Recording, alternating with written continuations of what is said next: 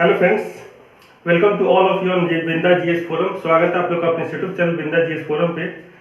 तो फ्रेंड्स, मैं आप लोगों के लिए ये जो सेक्शन लेके आया हूँ पूरा जीएस का, और जीएस में स्पेशली पहला सेक्शन मैं कवर करूँगा साइंस एंड टेक्नोलॉजी का। ठीक है, साइंस एंड टेक्नोलॉजी का। ठीक है, तो पहले हम लोग रेफरेंस जान लेते हैं। और इस क्लास का जो मेन मोटो है वो फ्री ऑफ कॉस्ट है। ठीक है, लाइव का भी शेड्यूल नहीं हो पा रहा, थोड़ा सा प्रॉब्लम आ रहे हैं, इश्यूज आ रहे हैं। ठीक है, मैं बहुत जल्द लाइव लेने वाला हूँ। ठीक है, ये सारा सेशन। और आप लोग जो कोचिंग की फीस देते हैं, जो 3,000 4,000 रुपया, 8 से 10,000 तक भी फीस देते हैं, ऑनलाइन जो कोर्स परचेज कर रहे हैं आप लोग, यकीन मानिए मेरी तरफ से पूरी कोशिश होगी कि जो फ्री ऑफ कॉस्ट आपको पूरा सॉल्यूशन और पूरा थ्योरी के साथ, और मैं केवल वैसे टॉपिक को डिस्कस करूंगा जो प्रीवियस ईयर में आते हैं, और वैसे ही फैक्ट को मैं दूंगा यहाँ पे, और सारे जो कॉन्सेप्ट्स है वो क्लियर होंगे। ठीक है, तो पहला ये लेक्चर है मेरा, और यहाँ से पूरा साइंस एंड टेक कवर करेंगे। आपके जो अपकमिंग जो भी एग्जामिनेशन हो, चाहे आपका यूपीएससी का एग्जाम हो या बीपीएससी हो, चाहे बिहार दरोगा हो, चाहे बिहार एसएससी, कोई भी ईटीसी रेलवे, कोई भी एग्जाम हो, आपको यहाँ से क्लियर होने वाला है। ठीक है, तो सबसे पहले हम लोग बात कर लेते हैं कि क्लास का शेड्यूल क्या होगा। तो क्लास आपको डेली आप लोग कमेंट सेक्शन में बता सकते हैं। ठीक है, जिनका देखेंगे, जिनका परसेंटेज ज़्यादा होगा उसी के हिसाब से मैं टाइम फिक्स करूंगा। लेकिन मेरा जो टाइमिंग होगा डेली 1 से 2 का क्लास होगा। ठीक है, आपको डेली 2:30 से 3 के बीच में दोपहर में आपको ये सेक्शन मिल जाएगा वीडियो का। ठीक है, और आप लोग चाहे तो पूरा free of cost concept clear कर सकते हैं। मैं कोई भी उलूल जुलूल किताब और फालतू रेफरेंस के साथ मैं बात नहीं करूंगा। मैं बात करूंगा एनसीईआरटी और जो प्रीवियस ईयर के क्वेश्चंस है उसको, और मैं रेफरेंस बता देता हूँ मैं कहाँ से कवर करूंगा। तो मैं आपको बता दूं,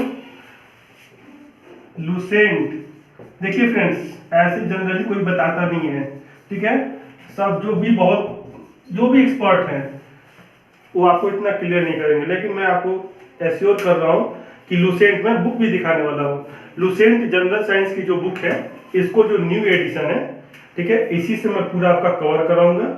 ठीक है, और साथ में मैं आपको दिखा सकता हूँ, ये आप लोग देख सकते हैं, यूपीएससी आईएएस प्री, ठीक है, जो अरिहंत का है। ठीक है, इससे जितने भी ये इंग्लिश वर्जन है इसका। ठीक है, और मैं कोशिश करूंगा कि मैं इंग्लिश में इसे कवर करूं, जिसे हिंदी और इंग्लिश किसी भी मीडियम को दिक्कत ना हो। लेकिन साइंस है तो ज़्यादा से ज़्यादा मेरा फोकस होगा कि मैं हिंदी के पोर्शन को साथ में लेके चलूं, और इंग्लिश मैक्सिमम टर्मिनोलॉजी इंग्लिश के होंगे। ठीक है, तो इससे आप परेशान ना होइएगा, तो आपको ज़्यादा दिक्कत होगा, थोड़ा सा दिक्कत होगा। और आप लोग, मैं कोशिश करूंगा हिंदी उस समय बता दूं, अगर ना हो तो आप लोग गूगल कर सकते हैं, लेकिन मेरा पूरा कोशिश होगा कि मैं हिंदी इंग्लिश दोनों को मिक्स करके करूं।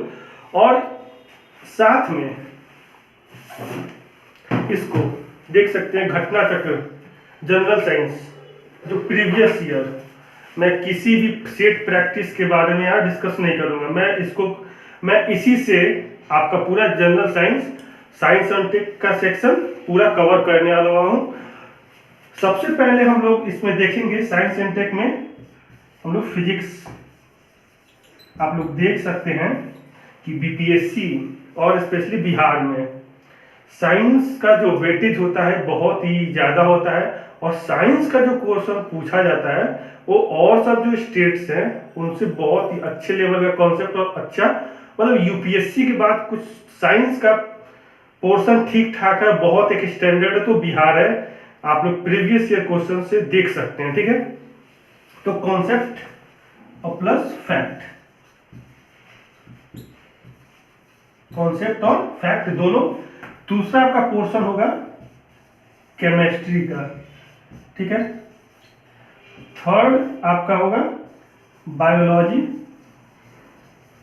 ठीक है, बायोलॉजी में आपको जो जूलॉजी और बॉटनी, जूलॉजी को आप लोग जानते ही हैं, 10th क्लास तक तो पढ़े ही होंगे। जूलॉजी को हम लोग क्या कहते हैं, जंतु विज्ञान, और बॉटनी को क्या कहते हैं हम लोग, वनस्पति विज्ञान।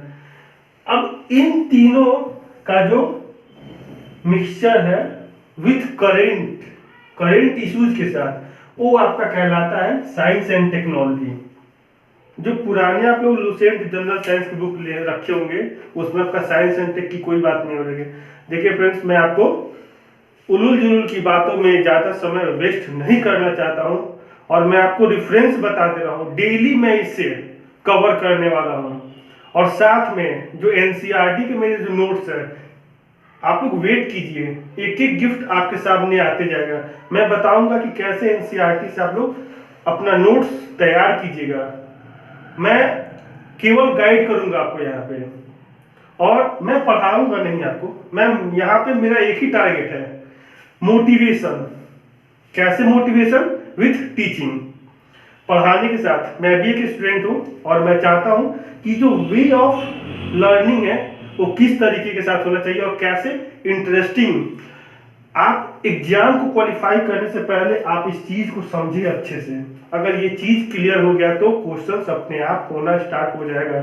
ठीक है फ्रेंड्स, तो आइए इसी क्रम में हम लोग सबसे पहले स्टार्ट करते हैं फिजिक्स के सेक्शन को लेके। और मैं एक चीज और कहूंगा, बेसिक्स को आप लोग एनसीईआरटी जो 6th to 10th आपके घर में जो भाई बहन होंगे या जो भी होंगे, उनकी बुक उठाइए और उसे पूरा आप लोग कवर कर जाइए। नहीं वहां पे मिल जाए तो बुक दुकान पे जाइए, बुक पे स्टॉल पे, और वहां से आप लोग जो एनसीईआरटी है इसको कवर कीजिए लेके। ठीक है, तो एनसीईआरटी कब से कहां तक पढ़ना है? 6th to 10th। और जो यूपीएससी लेवल पे करना चाहते हैं वो केवल 12th का जो बायोलॉजी है उसको, और केमिस्ट्री, फिजिक्स कुछ चुनने की जरूरत नहीं है। ठीक है, इसमें भी कुछ सिलेक्टेड टॉपिक्स है, मैं बता दूंगा। और इसमें आपको इन्वायरमेंट का सेक्शन, ठीक है, मैं बता दूंगा। ये यूनिट शायद 5 है, वो बस करना है और कुछ नहीं करना है। आपका इन्वायरमेंट इकोलॉजी भी क्लियर हो जाएगा।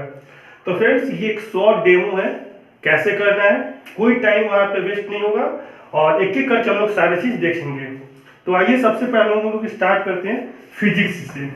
ठीक है फ्रेंड्स, तो फिजिक्स में सबसे पहले हम लोग जानेंगे कि व्हाट इज फिजिक्स।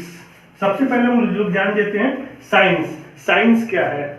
ठीक है, साइंस क्या है उसको। ठीक है फ्रेंड्स, ये जो आपका साइंस है, ठीक है, साइंस जो डिराइव हुआ था वो ग्रीक वर्ड साइंटिया से हुआ था। ठीक है, ये ग्रीक जितने भी आप देखेंगे जो टर्मिनोलॉजी है वो लगभग 90 to 95%, 100% कर सकते हैं। सारे टर्मिनोलॉजी कहाँ से है? वो ग्रीक से है। ठीक है, ग्रीक वर्ड है, उसी का जो स्पेशल जो आप लोग कह सकते हैं कि उसका जो रिफॉर्म वर्जन है, उसको जो भी कंट्री एडॉप्ट किया, जैसे इंग्लिश में इसको साइंस कहते हैं। ठीक है, और जो साइंटिया का मतलब होता है टू नो, जानना, जानने की इच्छा।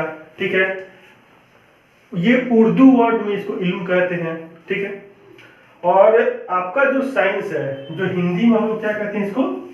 विज्ञान। हिंदी में देवनागरी में इसको विज्ञान, देवनागरी इसके विज्ञान लिखते हैं, और इसको विज्ञान, ये जो रोमन वर्ड में, वो रोमन में लिखा हुआ है। अब बात कर लेते हैं कि जो साइंस है वो कितने भाग में बटा हुआ है। जो आपका साइंस है बहुत है, लेकिन जो आपका प्रैक्टिकल साइंस है वो मेनली 5 भाग में डिवाइडेड है, 6 भाग में, सॉरी। पहला आपका एब्स्ट्रैक्ट, ठीक है, दूसरा है सोशल, तीसरा है नेचुरल, फिजिकल, केमिकल और बायोलॉजिकल। तो सबसे पहले हम लोग बात कर लेते हैं एब्स्ट्रैक्ट की। तो एब्स्ट्रैक्ट की बात जहां तक हम लोग कर लें, तो एब्स्ट्रैक्ट में मेनली हम लोग बात किसकी करते हैं? मैग्नीट्यूड की, जहां पे आपका परिमाण की बात हो। ठीक है, ये सब क्या है? फिजिकल वर्ड है।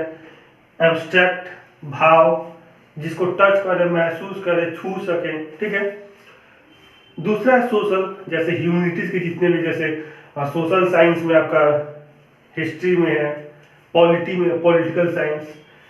तीसरा आपका आता है नेचुरल साइंस। तो नेचुरल साइंस एक ऐसा साइंस है जो कह सकते हैं कि ये mother of all science, natural science से ही सारे टर्म डिराइव होते हैं। फोर्थ है आपका फिजिकल, ठीक है। तो फिजिकल में जितने भी फिजिकल जो हम लोग आंख से देख पा रहे हैं, ठीक है, आंख से देख पा रहे हैं फिजिकल, जैसे ये मार्कर हुआ, ये बोर्ड हुआ, ये सब फिजिकल साइंस के अंतर्गत आता है। केमिकल साइंस, जिसमें केमिकल रिएक्शन हो, एक नया प्रोडक्ट, दो टर्म मिलके एक नया टर्म दे रहे हैं, उसमें बात करते हैं केमिकल में, क्योंकि ये आपका रिवर्सिबल प्रोसेस है, ठीक है। ये एक फॉर्म से दूसरे फॉर्म में, फिर दूसरे फॉर्म से पहले फॉर्म में हो सकता है, लेकिन ये क्या आपका इरिवर्सिबल फॉर्म है। कैसा फॉर्म है आपका? इरिवर्सिबल फॉर्म है, मतलब कि जब एक बार वो टर्म बन गया तो दूसरा वो रीगेन उसको हम लोग नहीं कर सकते हैं। 6 आपका बायोलॉजिकल साइंस, जैसे बायोलॉजिकल साइंस में आपका बॉटनी जूलॉजी का पार्ट आता है, इन्वायरमेंट का सेक्शन आता है, ठीक है फ्रेंड्स। तो ये तो हुआ मोटा मोटी साइंस के बारे में, ठीक है। अब हम लोग जाते हैं फिजिक्स के। तो फ्रेंड्स अब हम लोग बात कर लेते हैं फिजिक्स के बारे में, ठीक है।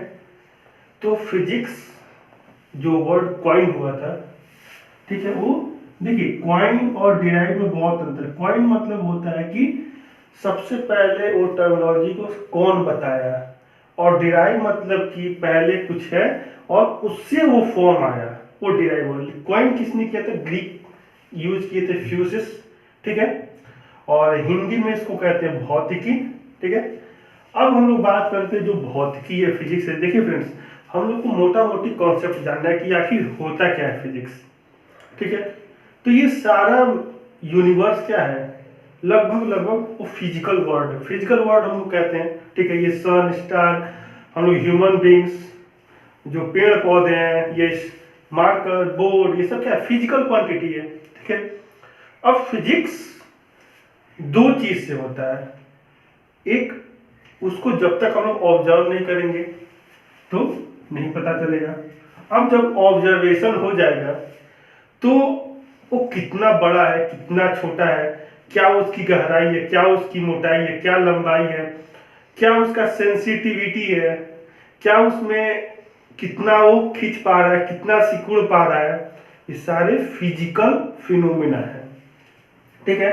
तो केवल ऑब्जर्व करने से बात होती है। जैसे हम लोग बोल रहे हैं, आप लोग सुन रहे हैं, तो क्या कर ऑब्जर्व कर रहे हैं, लेकिन इसी ऑब्जर्वेशन को जो मैं बोल रहा हूं और आप लोग जो सुन पा रहे हैं, इसको मेजर किया गया। हर्ज हुआ जो फ्रीक्वेंसी है, डेसिबल हुआ जो इंटेंसिटी है, तो उसकी बात हम लोग कर लेते हैं मेजरमेंट में। तो फिजिक्स है वो दो कॉन्सेप्ट है, एक तो ऑब्जर्वेशन का है, दूसरा उस ऑब्जर्वेशन का क्या मेजरमेंट है। जब ये दोनों फॉर्म कंबाइंड फॉर्म में होता है तो फिजिक्स डिराइव, फिजिक्स के जितने भी क्वांटिटी हैं, फिजिकल क्वांटिटी जितने भी एग्जिस्ट कर रहे हैं, वो सारे इसी के अकॉर्डिंग फॉलो होते हैं, ऑब्जर्वेशन और मेजरमेंट पे, ठीक है। अब हम लोग बात कर लेते हैं, ये तो हुआ कि कैसे फिजिक्स को ऑब्जर्व किया गया एंशिएंट टाइम से, अभी जो साइंस को टेक्नोलॉजी से हम लोग कोरिलेट कर रहे हैं, ठीक है। ये जो जितने भी फिजिकल क्वांटिटीज हैं, ठीक है, ये जो फिजिकल क्वांटिटी क्या होते हैं उसके बारे में हम लोग जानेंगे। जो फिजिकल वर्ल्ड में जितनी भी क्वांटिटीज है, अब क्वांटिटीज बहुत सारे हैं लेकिन सबको तो जानना है नहीं, लेकिन हम लोग जो फिजिक्स पढ़ रहे हैं एग्जाम पॉइंट ऑफ व्यू से पढ़ रहे हैं, अगर हम लोग बच्चों की बात कर ले तो फिर वो 6-7 क्लास की बात यहाँ करनी नहीं है। हम लोग को तो बस कॉन्सेप्ट क्लियर करना है और कॉन्सेप्ट क्लियर करके अपने जो गोल है उसको अचीव करना है। तो फिजिकल क्वांटिटी के बाद हम लोग, मेरी बातों को समझने की कोशिश कीजिए मैं क्या कर रहा हूँ, टाइम वेस्ट नहीं करना है, मोटा मोटी बात यही है, ठीक है।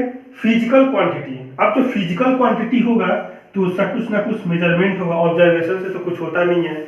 ऑब्जर्वेशन मतलब हाइपोथेसिस जो होता है, जो एक मान लेते हैं, माना कि जैसे आप लोग थेल्स थ्योरम पढ़े होंगे, वहाँ थेल्स थ्योरम का हाइपोथेसिस भी था, बहुत सारे थ्योरम्स हैं जिसके हाइपोथेसिस मान लिया गया था, लेकिन बहुत सारे ऐसे थ्योरम्स हैं जो मैक्सिमम थ्योरम्स है, 90 से 95% थ्योरम है जिसके प्रमाण है, ठीक है। तो जब वो परिमाण होगा तो उसके अपने डेरिवेशन है, वैसे ही आपके यूनिट्स है, फिजिकल क्वांटिटी के क्या है, यूनिट्स, उस यूनिट्स की बात हम लोग करते हैं, ठीक है। तो फ्रेंड्स अब हम लोग देख लेते हैं यूनिट और डायमेंशन, ठीक है।